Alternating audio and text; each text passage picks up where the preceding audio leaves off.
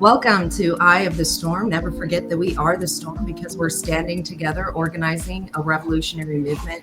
I have a very special guest with me today, Sarah Fitzgerald with Gideons Army. Welcome, Sarah. Hello. Hello. I'm so excited to have you here. Before I fully introduce you, I'm going to bring our Heavenly Father into the mix because I find that's paramount to just everything that we're going through, and we need His guidance. So, dear Heavenly Father, we come before you now, and as always, I'm so thankful for the opportunity to come before the people and to share information and people and entities with them that you've laid upon my heart to share with them. Father, I thank you so much for Sarah and what she's doing for children and trying to get things back over center to expose all of the nefariousness and rescue children. Father, I just thank you for what she's doing. May you just guide her in your light, put a hedge of protection around her, and give her the wisdom, strength, courage, and endurance that she needs to continue on this battle, Father, for we know this is a spiritual battle, and they are coming after your children, Father, in every form or fashion. And so it's so enlightening and inspiring and encouraging to know that people like Sarah are out there and fighting this darkness head on, Father. And so that's why it's so important for you to protect her and her team and all of those that are fighting for the children and to, bring them back to safety, Father. And I just ask that you be with the children as they are enduring such trials and tribulations, Father, that you guide them through every moment and just shine light on them, Father, may they know that you love them, Father, and that their time of suffering is only for a short time, Father, and that you will turn things around. And so I just thank you for this opportunity to talk about this, Father, and I just ask that you guide us through all of the information that we're going to share and bless those that are listening and those that aren't, Father, and thank you for every moment that you give us in your precious name, Jesus. Amen. Amen. So, Sarah, I'm so glad you're here. So Sarah is a Marine veteran and a current child rescue agent with Gideons Army. She got into this work because she's a survivor of childhood exploitation, and it almost ruined her life. She leads a team of about 15 other men and women who share the same burning passion to rescue trafficked individuals.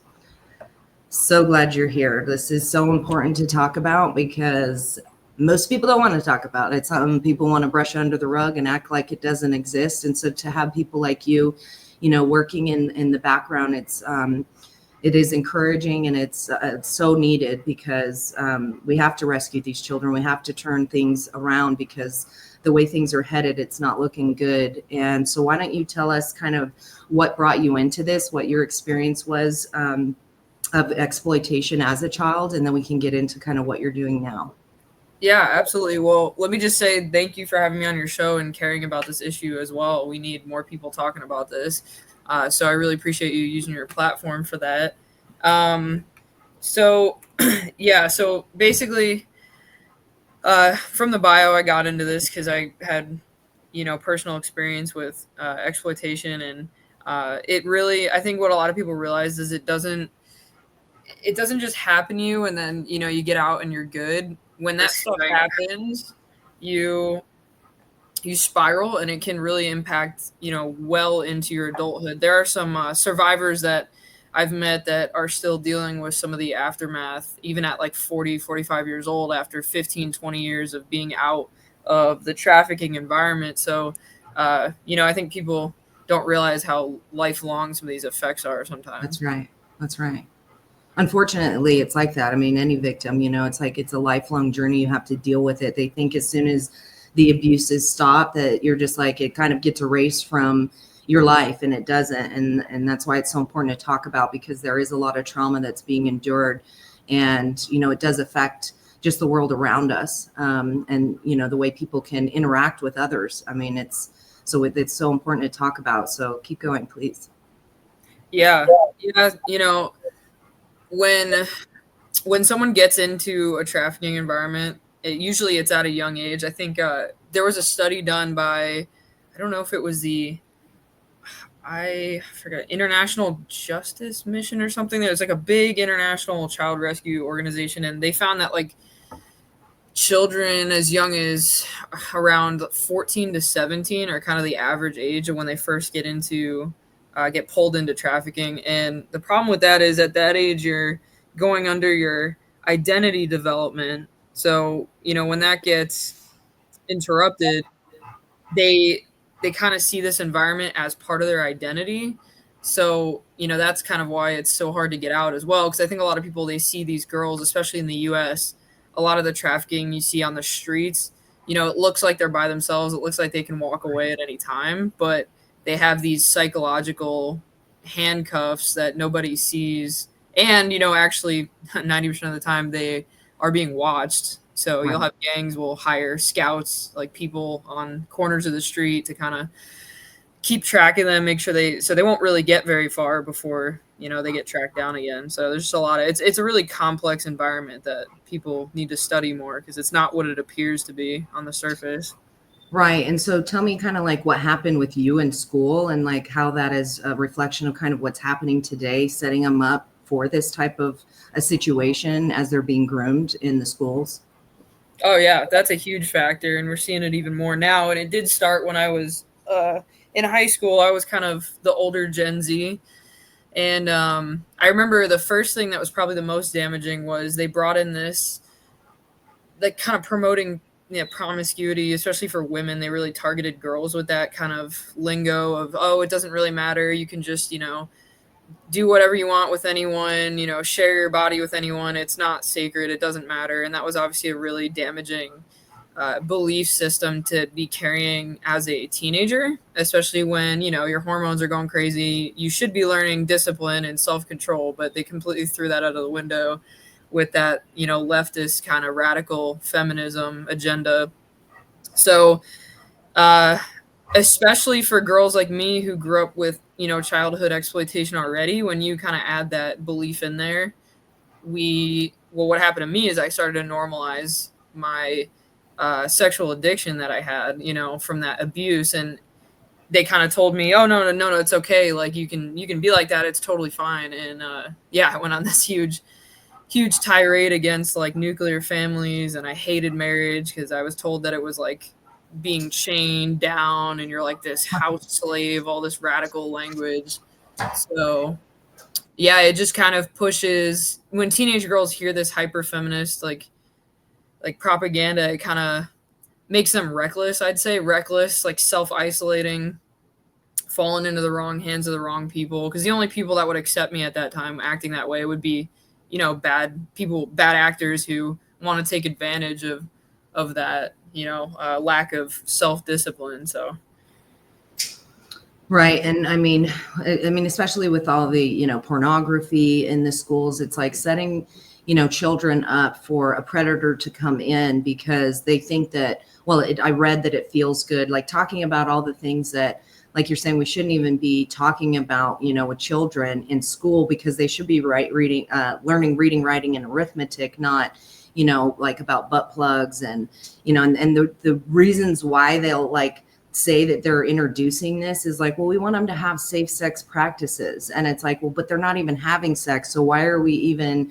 like kind of pushing it into the forefront of their purview where that's all they're talking about? I mean, they need to know their genders. I mean, I'm sorry. Well, yeah, all the genders that they wanted to bring in, like there's a million of them, your pronouns, all the things, and to kind of push them into the next thing. Do you see that it was like incrementally happening? I mean, they don't just come in and like throw it all in your face. They kind of have to, slowly bring it in so that it's not so obvious.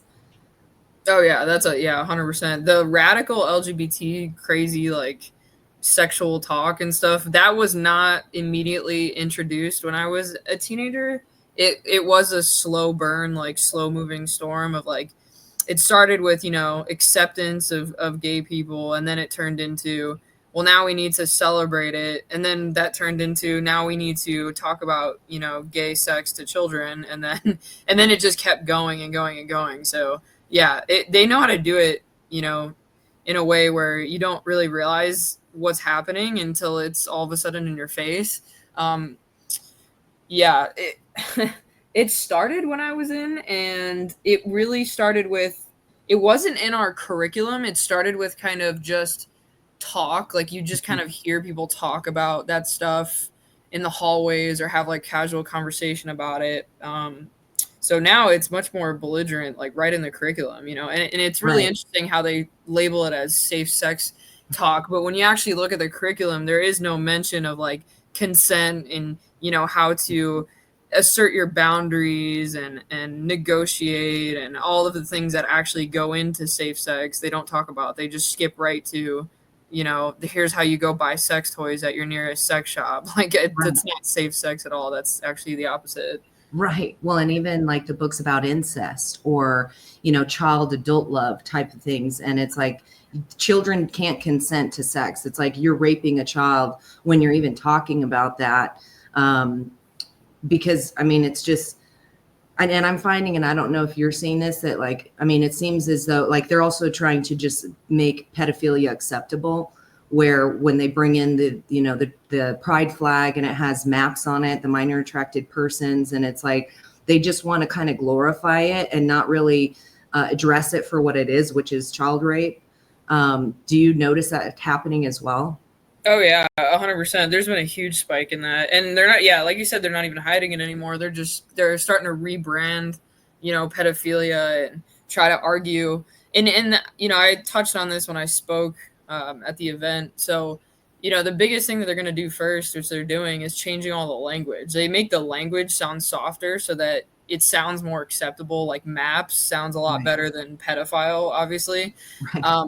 Even though it's essentially the exact same thing and it is negative. And then I'm trying to think, the other one that they really started to do, which is really recent, I don't know if you've heard of this before, but they're actually trying to rebrand like adult child relationships into basically making the argument that, oh, we're fighting for the rights of youth. So like youth autonomy is what they call it now, when they're trying to justify adult child relationships.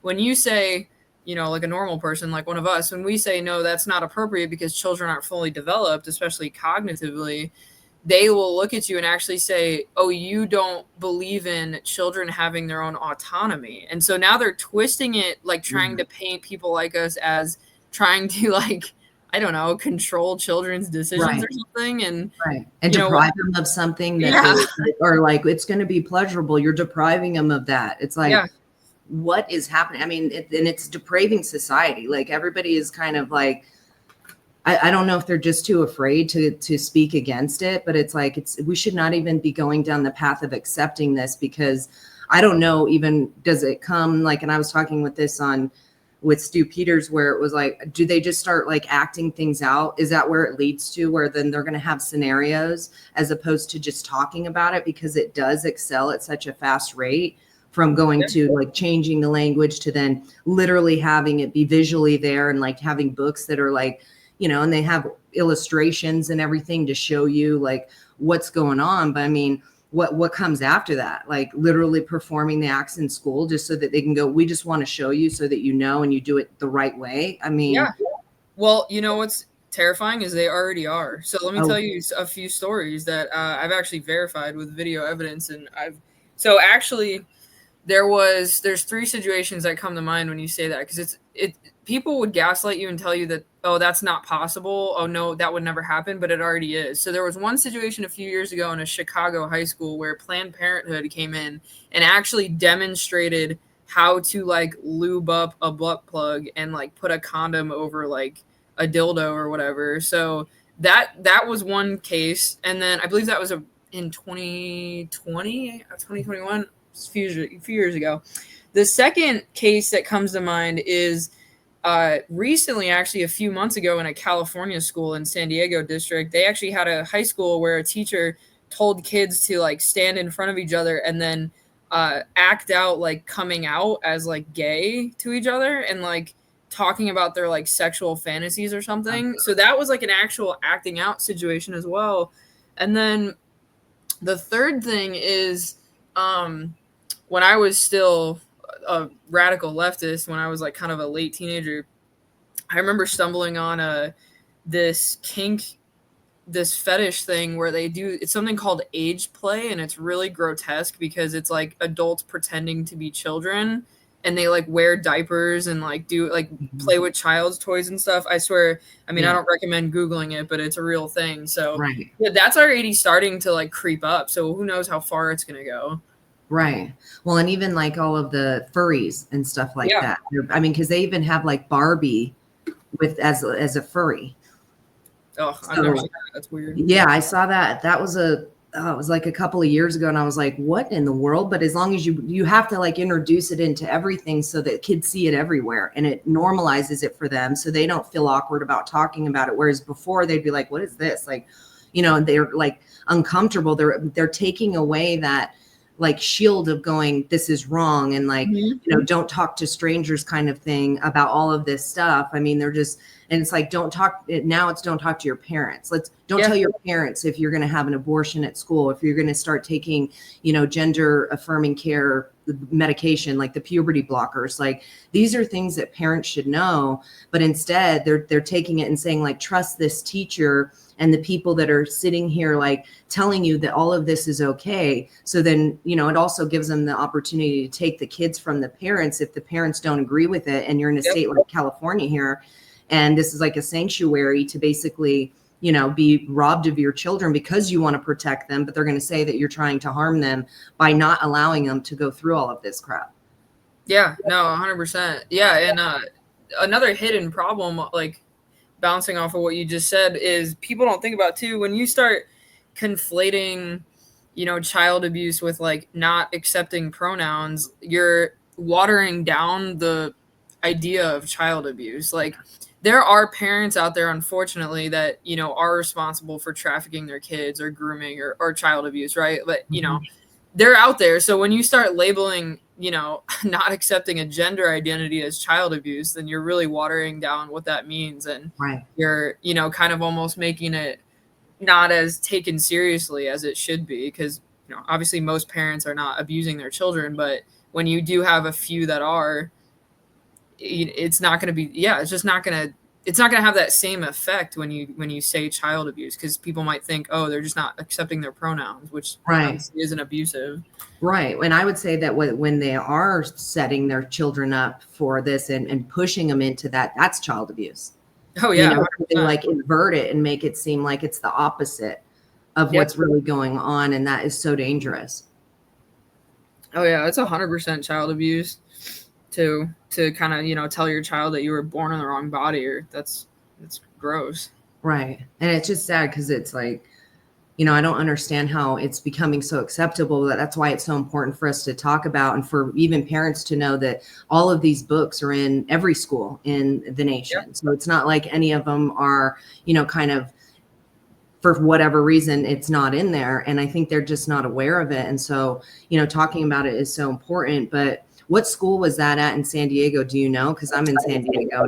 Yeah, that was a Vista Unified School District. I believe the teacher either got fired or placed on leave, but yeah, it was right near kind of where we're at. So yeah, that's interesting. Now, when you got into the Marines, is that something that kind of changed your perspective, or when did you really start to see what was taking place and that you were like, that you felt like you were being exploited as well and that you needed to get out of that?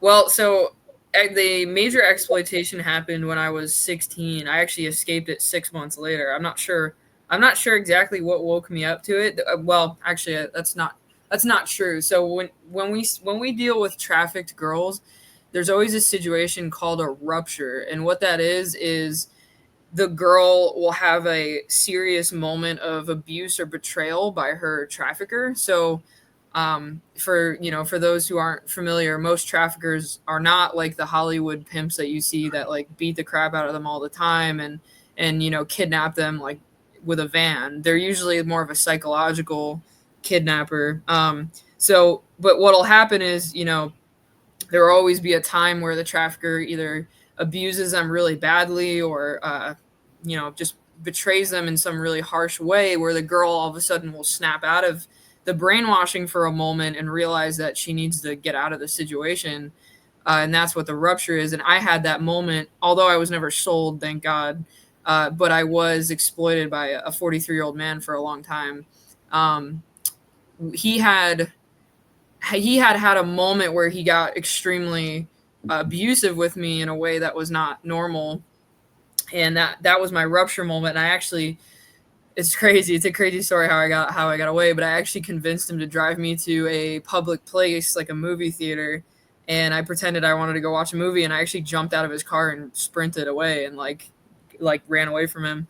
And then I just realized, I think in that moment, like I gotta go in the Marine Corps or go in the military and, you know, get stronger and make sure I get myself out of this environment, because I knew that I wasn't going to go anywhere good if I stayed where I was. So yeah, that's how I got in the Marine Corps. And that's what all these trafficked girls need, is they need a complete overhaul. Like they need to completely be removed from their environment, because unfortunately, if you don't, you're just going to kind of stay trapped in it. It's really hard to get out. But yeah, for sure. I mean, you know, because once I feel like once you get so used to it, it's like you almost don't know how to live outside of that. Oh no, not at all. It becomes your baseline. You know, they kind of learn how to like live in the chaos, which honestly, why, you know, joining the military sometimes is a great idea, because it is still a little chaotic, but it will get you out of, you know, your bad situation and teach you discipline and strength. So it's not really a bad idea for people in that life or escaping that life. Right. And so when did you know, what led you into wanting to actually rescue trafficked individuals? Well, that was a whole journey, because when I first joined, you know, what's really weird about that is I identified that situation when I was 16, that I had to leave and it was dangerous, but I still didn't realize that I had been sexually exploited that whole time. I didn't know. I just thought I had ended up with a bad guy, you know? And then it wasn't until I joined the Marine Corps where I started to talk to all my buddies and tell them what happened, where they were the ones that kind of told me, like, that's not normal. You know, it's not normal for you to be with a 43-year-old at 16. That's not like, they kind of really just they forced me to really look at it. And it was really uncomfortable at first. I really had to peel back some layers and accept a lot of stuff I didn't want to accept. But and then I went on deployment, and I was in a Middle Eastern country, and I saw trafficking right in front of my face. And this was a lot more like blatant. Unfortunately, in other countries, especially Middle East and Asia, it's like really in your face. There's not very many laws that prevent it. So I had walked into a bar and I saw a bunch of, you know, girls of Thai ethnicity being pushed along in very fancy, sparkly dresses with lots of expensive jewelry on. And I remember thinking, like, how come they're all the way over here? I'm in the Middle East, you know, Thailand's very far away. And I remember one of the guys telling me, oh, those are just the Thai hookers. They're always here, you know, kind of he didn't understand. None of us understood what we were looking at first. We thought, again, like everyone else thinks, that they're doing this because they want to. Well, we realized that wasn't true when later on in the night, we actually saw one of the pimps physically assault one of the girls right in front of us. And we all were really humbled in that moment. Like, wow, that's you know, this is trafficking actually. And that was the first time I ever heard that word. And from then on, when I got my phone back during deployment, because sometimes we couldn't have it on us, I started to just Google what trafficking was, and I started looking into it and learning. And I just remember I was like, oh my gosh, like I got to do something about this. This is horrible. So I just made it my mission to do it. But I didn't actually find any opportunities for 2.5 years after I got out, because there's not really a blueprint for this, and not enough people are kind of fighting against this right now. Right. I know. And so then what led you into Gideons Army? So, well, and like, did you have some other organization you were working with as well? So kind of like, just keep going and like, tell us how that all kind of transpired. Yeah. So, I mean, I found a bunch of organizations, but, you know, and reasonably so. They're extremely prestigious about who they accept. They want to make sure, most of them too, they only operate in very small teams. And that is very smart, because you want to make sure you can trust everyone. You know, you got to be careful, especially nowadays with the way the government is. So I didn't have much luck. And then finally I found a group called 1,000 Men, and they actually operate internationally. So they offered a training, a week-long or 10-day training operation. So I went on that. I flew to Thailand all by myself, not knowing what I was getting into. And it was a great course. I went to a second course too, by a group that actually operates here in the U.S. to learn about how trafficking looks here. And so I just kind of took those two courses and put them together. And then my friend and I just created, he established the group Gideons Army, and I established the task force that's attached to it. So, you know, we agreed that he would be the the huge, the overseeing organization, and I would lead the ground team that would rescue girls. And so here we are now. That's fantastic. And so tell me about a couple of the operations that you've done before. So I've done two. One of the, one was in Thailand, one was in Cambodia. And our role was undercover. So I went in to these bars and I just, we would locate the trafficked girls, which unfortunately there would be most of them. But particularly we would be looking for minors.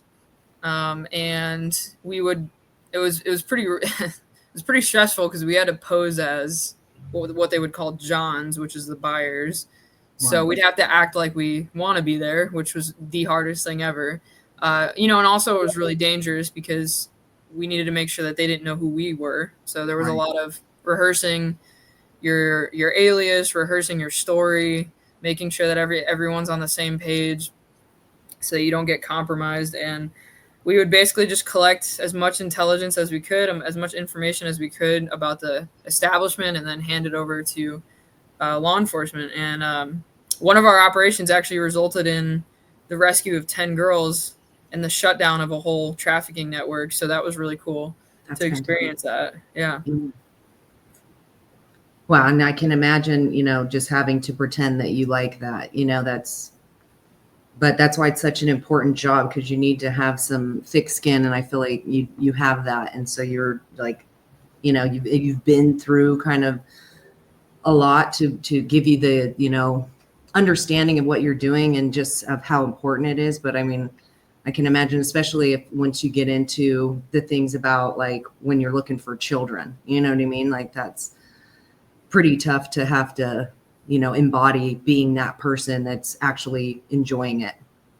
Like wanting that, you know what I mean? Like it's because for me, I feel like my face would be so telling, like, oh my gosh, like just, so it'd be very difficult. But so how do you find that it's different in like you've kind of gotten into that, but from the US to these other countries, like it is more in your face. Do you feel like it's more accepted or people just aren't willing to do anything about it? I mean, or both, I mean.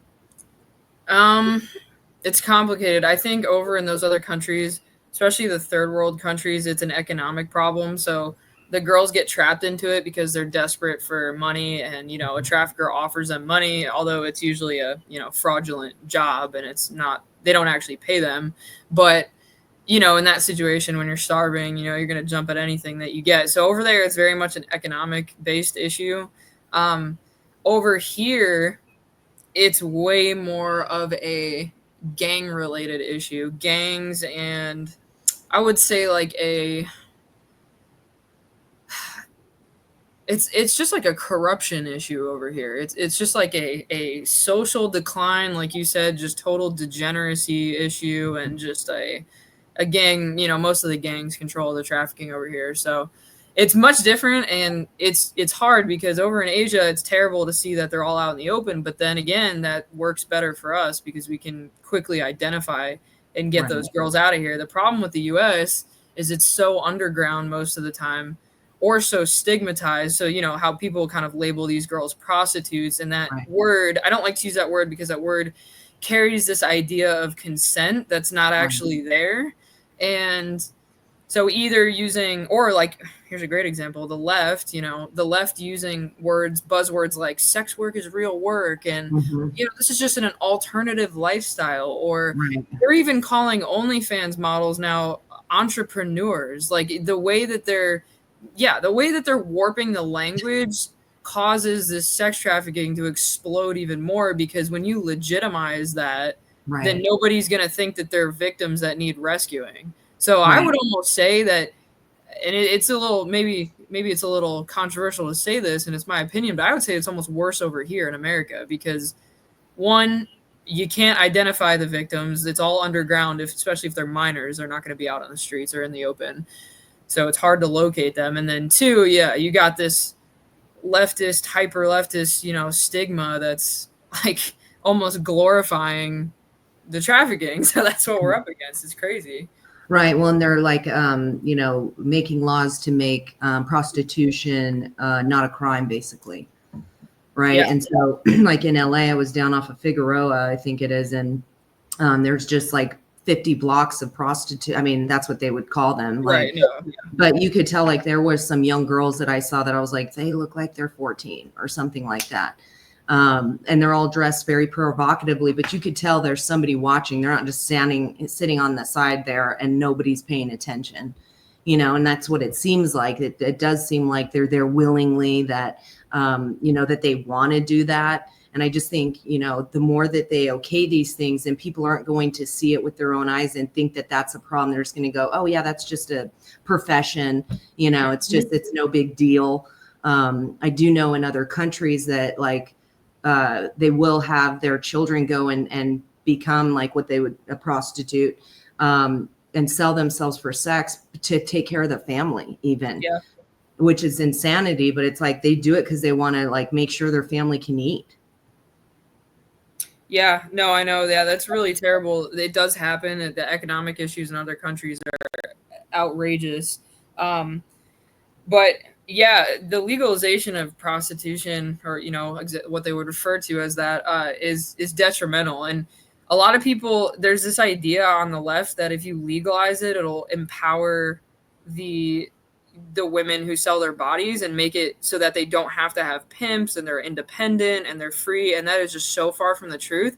And don't even take it from me. If you want to know the truth, just look at what happened in Germany. So Germany did that, and they saw an absolute spike in non-consensual prostitution, aka sex trafficking. They realized that all these brothels and these legalized places were actually still trafficking women and not paying them properly, and they were being forced to do things they didn't want to do. So it really only emboldened the traffickers. And then what else they found in that study was that it was much, much harder for the women to report sexual abuse and trafficking, Right. because it's like, when you legalize it, they're like, oh, that's just your job. So how do Right. how do you tell between, yeah, you can't, it's hard to differentiate once you legalize it. It's an absolute disaster.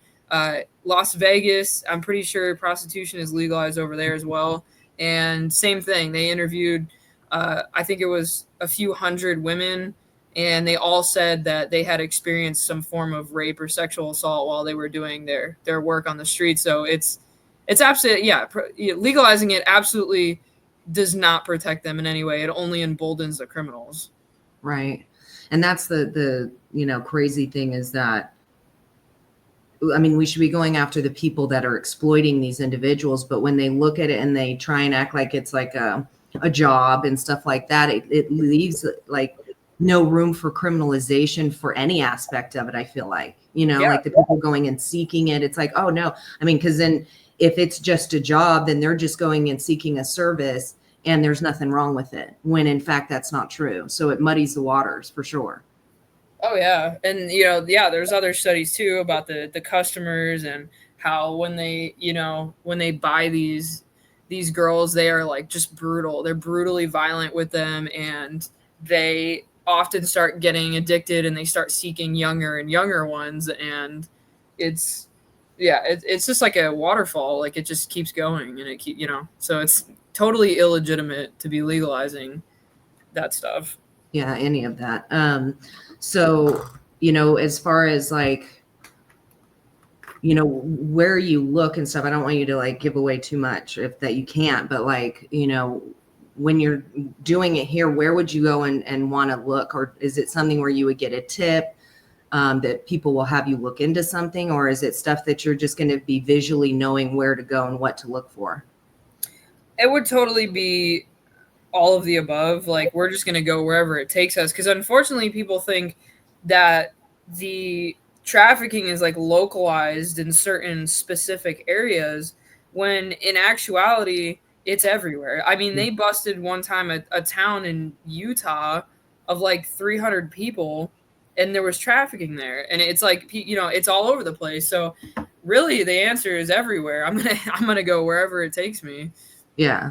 Well, I mean, and it is, I don't feel like I've seen it as much as I do now ever before. And I don't know if it's like I don't feel like it's out there anymore. I'm just like, I feel like everywhere I'm turning, there's like, and it's more pedophilia, but like, it's just like I mean, in the schools, it like nothing is vacant of it. You know, it's like they're all, whether you're at the church, a school, a doctor's office, like just a community center, like, you know, anybody that deals with children, they're all like, it's very prevalent. And like I said, I don't know if it's just me, but I mean, do you feel like it's increased recently, or, you know, I mean, is there any kind of sound mind, you know, Yeah, saying no, that? it definitely has because of pornography. I mean, they've done so many studies. You know, there's a group called I think they're called the Exodus. What are they called? Exodus something. There's two groups. They're like really similar.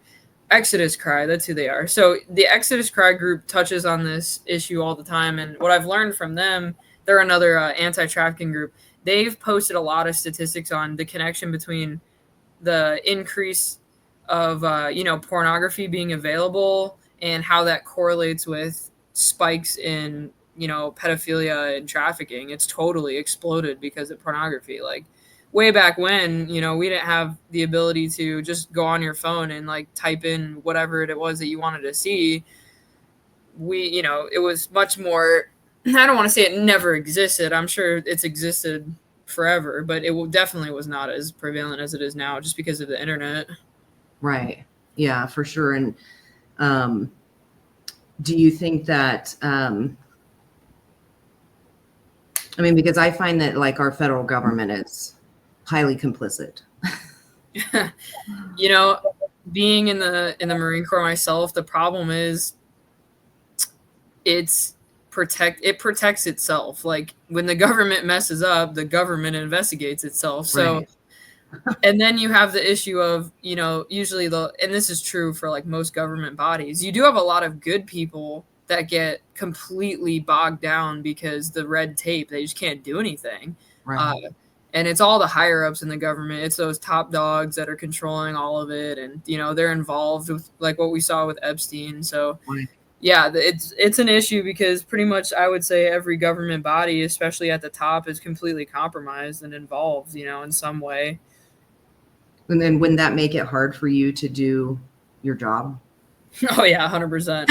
100%. And that's actually why, because I was actually my original plan was I was going to join a anti-human trafficking task force in like maybe Homeland Security or, law enforcement body or something. But when I looked into, the corruption and stuff, like, and I actually spoke to a few people that already are in those areas. I have some friends in law enforcement and they kind of tell me the same thing. Like, yeah, we really do care about this, but we're not really allowed to kind of, go after it. Like we need all this authorization and then, yeah. So it's just a mess of corruption and Which is unfortunate. Inefficiency. Well, and I feel like that's almost intentional, because I feel that when they have these task force, and I'm not saying these people shouldn't be arrested, and it's great that they find them, but I feel like it almost pacifies the people so they think it's being taken care of, and they don't understand what a massive thing it is. That like just with our government through HHS, I mean, they were doing it with the unaccompanied alien children coming across the border. They do it with CPS and the family children, the American children they take apart, like rip them apart from their families. So, and these are different rings, obviously, but I just feel like it's like we're never, chipping away at the real culprits. And that's why it's like, that's why it's so widely accepted for this type of stuff to happen, is because they're complicit. And it's like, if they weren't part of it, they would want to stop it immediately and go after anyone and everyone that's doing it. Yeah. But I feel like even with the Epstein list, they want to pacify us. And it's like, that's never going to come out because it's going to, expose that they're all involved. Yeah, 100%. Yeah, they're all protecting each other. And, it's sad because when I was in the military, there was a lot of good things about the Marine Corps, but one of my personal opinions that was not good was they often, like, government bodies often prioritize reputation over like effectiveness, where like they won't go after something if they feel like it's going to hurt their reputation, even if it's like the morally right thing to do. And that was always an issue I had being in a government job myself. So yeah, they absolutely do what you said. I think I believe it. I think they kind of take down the high profile cases and make it this big, spectacle of like, look, we're handling it. It's okay. Mhm. We're handling it. Like, I can tell you from right now that the military does the same thing about, certain things, Right. That happens. saying, lying, saying, yeah, no, it's all under control when really it's not. So I think it's kind of corruption and embarrassment because they don't have it under control, obviously.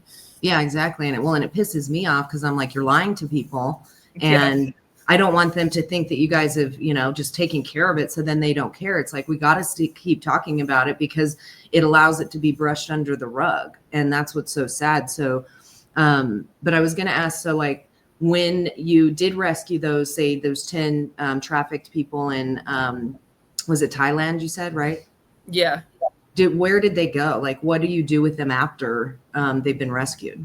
It depends. So, without giving too much information away, Right. basically what happens is like, um, well, and here's something else sad is those governments seem to be a lot more willing to work with us than our own government here. That's something I did notice actually, which Right. is a little bit disappointing. But yeah, so they'll raid the place, get the girls out, shut the bar down, and then the girls. It depends on their situation. Like if they were trafficked by families, then obviously they can't go back to their family. They have to go to. They usually have these nonprofit like rehabilitation centers. So those are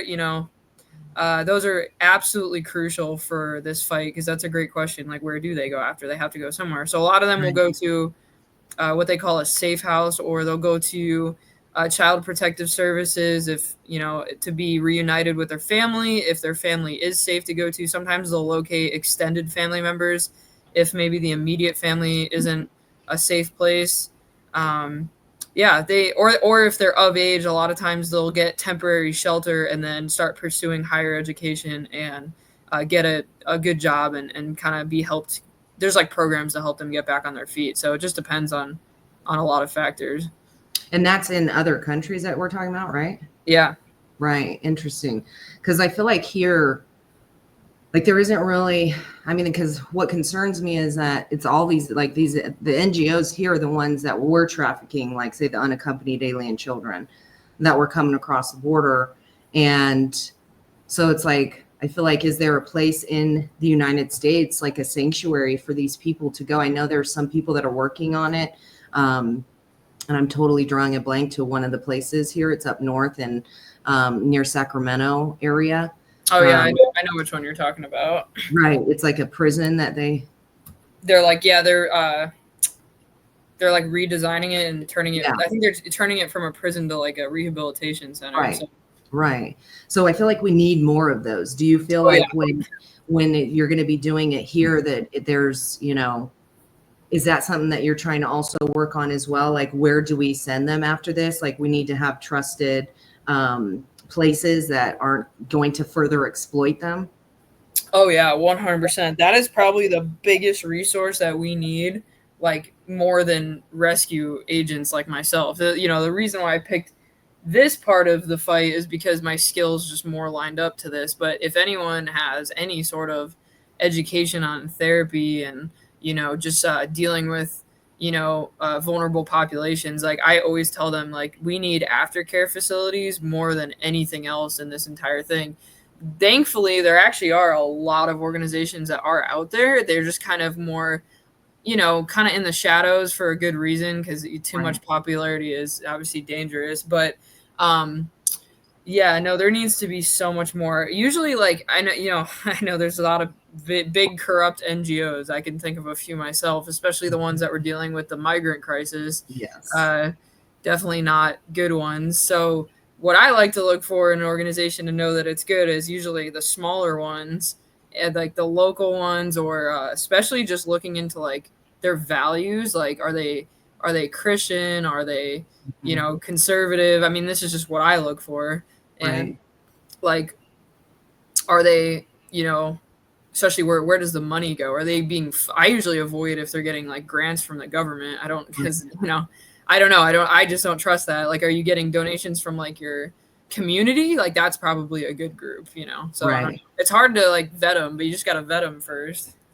Right. And that's the scary part, because they're really good at pulling wool over your eyes and acting like they're going to provide something good, but they really just fill their pockets. And it's like, this is the last thing we need them to be filling their pockets for. So I think those are, that's really smart. And I do actually have a friend that I'll have to put you in touch with. Her name's Bonnie Rice. She deals with, trafficking victims and stuff like that. In fact, I'd like to see if at some point, I'm kind of putting you on the spot here. I don't need to. But maybe you can come back out to California and we could do some kind of event to show like what are the signs of trafficking, and you and her could kind of do have a like come and speak and just give people ideas of like what to look for so that they can understand how prevalent it is, and so that we can try and spot it and people can be educated. Oh yeah, no, I'd love to do that. I definitely want to try to educate people on that. I think there is a lot of awareness-based programs. I think everyone is pretty aware. Everyone's aware of the issue, but the issue is not always well defined, because people think, like, for instance, that trafficking is someone, it happens in other countries and they get kidnapped and then they get forced to work against their will. And it's like really obvious, but then they see a girl, walking on the street, like selling her body, and they think that that's a different thing, and it's really not. So I think there needs to be more clarification and dispelling of myths that, oh, that's okay, but this other version isn't. No, like all versions are not okay of sex buying, including OnlyFans. And that one's really touchy. Like I used to be on OnlyFans. I was part of the generation of women that thought that it was totally safe and it's controlled and, it's only adults on there. That was the one thing that I remember initially attracted me, is that OnlyFans, like the website, loved to tout about how they had all these verification processes and like, you had to submit your ID and a debit card and minors couldn't access it. And I was like, okay, cool. So that made me comfortable because, even in my most liberal years, I didn't want to expose children to stuff. But I ended up quitting OnlyFans after 8 months because I actually ran a test myself, and I found out that all of their supposed age verification systems were totally a farce. They weren't real. So I actually used my boyfriend's phone at the time, who was 27, and I logged in, and it did not ask me for an ID at any point. It did ask me to upload a debit card, but once I did that, I had access to literally everything. So really only a kid has to do is just grab his mom's debit card and like, that's not impossible.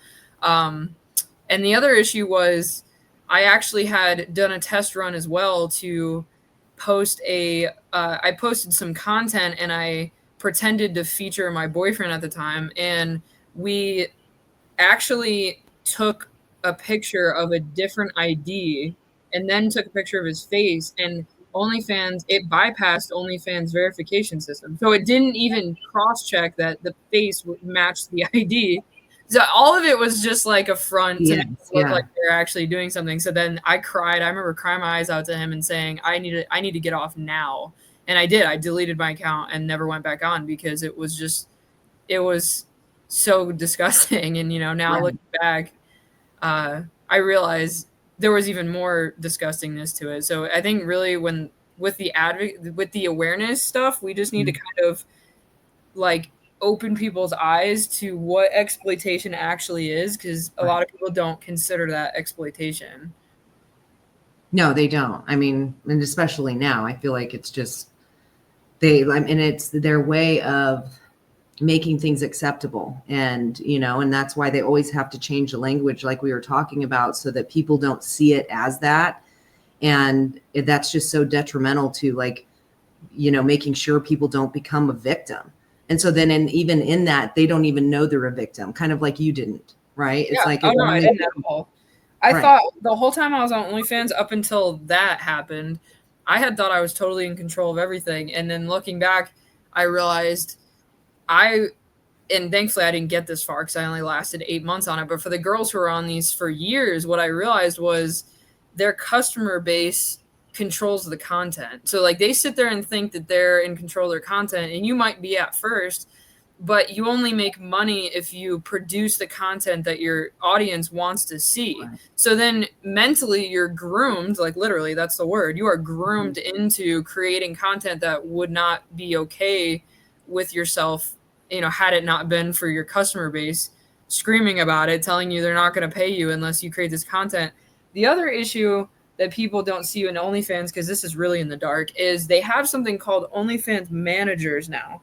And there you go with the language change that you just talked about. It's a pimp. No, it is. It really is. It's a pimp. And actually, it's usually a worse pimp, too, because these pimps, they sign a contract, like a legally binding contract with these OnlyFans girls that states they will, quote unquote, manage their account. So they handle like communication with the buyers. They post the content, they market it, but they take anywhere from 50 to 85% of their income. Oh. So tell me that's not a pimp. That is literally textbook pimp behavior. But again, they rebrand the word. They call them managers so that it doesn't sound as bad. Oh, I'm just a manager. And it's not bad because you're signing a contract with me. So you gave me consent. But again, there's so much psychological manipulation that goes into that. So is it really consensual? No.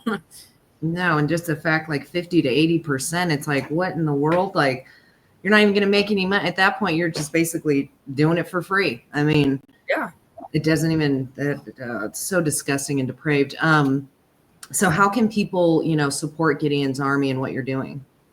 Well, we have a website where we do have options where we actually have a volunteer page now. So if anyone wants to get like in the front lines involved, then obviously there's a big screening process. We need to make sure you got the skill set, and there's a lot of things we can train, but you got to have something, and background checks are a must. So, but yeah, we have a volunteer application on our page. We also have a donation page, which we need the most because this training and these operations cost so much money. We don't get government grants. We're not, working with them. So we're kind of on our own, which is fine. But yeah, so our website is www.Gideons with no apostrophe, kind of like the way it's written. And then a dash, you got to put the dash in between Gideons and Army, and then .org. So, and then, yeah, you could just click to donate, and you get some benefits for yourself. If you do donate you get some tax breaks and sponsorship if you're a business. So gideonsarmy.org. I'm just going to put it, I think this is right. Is that correct? Whoops. Yeah, as long as you put that dash for some reason. Yeah, there it is. Okay. I was like, I'm going to try and just so that it's up there. And I'll also post it in the information for the show. But, what are, some things that, well, and how can people, well, I guess that's how they can reach you, right? Yeah, they can. There's a contact page and everything on there. We can get back to them. And, like hopefully if there's people that can provide like a sanctuary and stuff too, can start reaching out, that want to help on the other side of it, just, to get these people back over, into a place where they can start to live life again. I feel like, that's so important. I even feel like, they always kind of leave people hanging, even with the military. It's like they put you guys through so much like rigorous crap, and then they just expect you to come back into society and figure out how to like live that way. Yeah. That's why half my group is made of military guys, because there's not a lot of places where our skill set actually applies. But if you are a veteran, then I want you on my team, because that is definitely the best background to have. So yeah. Amen. And there's tons of them out there, and I feel like what better, kind of an organization or whatever to join a team of people that are actually, doing something that really matters, and something that most people can't even do. It's like, I really, admire you for just being able to, withstand it. Cause I feel like I would just try and go rogue, like, and I'd just, start, taking people out. That's all right. That's why I'm not in that part of it. Because I would, it's really like difficult to like see all these things happen and just like have composure. So, oh my gosh. just especially on a daily basis with people that are just like glorifying all of these things. I'm just like, so my idea is I just call them pedophiles. I'm like, you have to be a pedophile if you're like accepting of child sex. Like, I mean, like all these people that wrote those books, it makes me sick. I'm like, I need to find out where they are and start going and asking them, like, so do you like enjoy child porn? Is that you like writing about child pornography? Like, how's that? Like, people need to start, calling you out for what it is. You're a pedophile. Anywho, so what are some parting words that you would like to leave with our audience that, you find whatever? Well, first of all, your job is highly important too. I mean, we need people reporting on this like you are, because people need to know what's going on. I mean, the only reason I got into this is because, into like rogue journalists like you kind of brought it to my attention, so, but basically, I don't know. I just want to leave, like, I guess, join the fight in any way you can. I mean, there's so many facets of this fight. It's not just like you don't just have to be a veteran door kicker like us. Like, there's also like what you're doing, like the journalism, or you can do advocacy, you could help fundraise, you can, you can do the aftercare. The aftercare is the biggest portion that we need. You even have something as simple as like a social worker degree or something where you know how to at least, give some therapy or care or something, then go right into aftercare programs, because they need those people. So you don't have to be, military. You could be anybody, and just kind of go figure out what skills you need for what area. Just figure out what area you fit in. Everybody can fit in somewhere in this fight. Like, you can.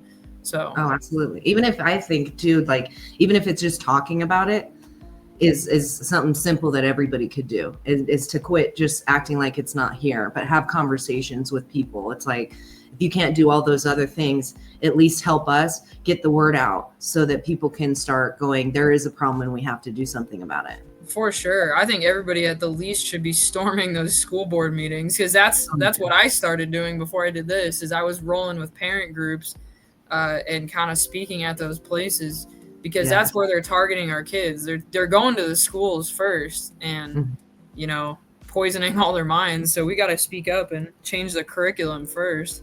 Yeah, that's why I want to go and do some readings at all the school boards with their books and have them tell me it's inappropriate.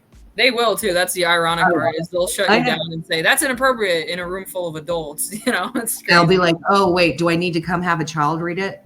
Then that's appropriate? Yeah. Okay. You know what I mean? Like, it's so ridiculous.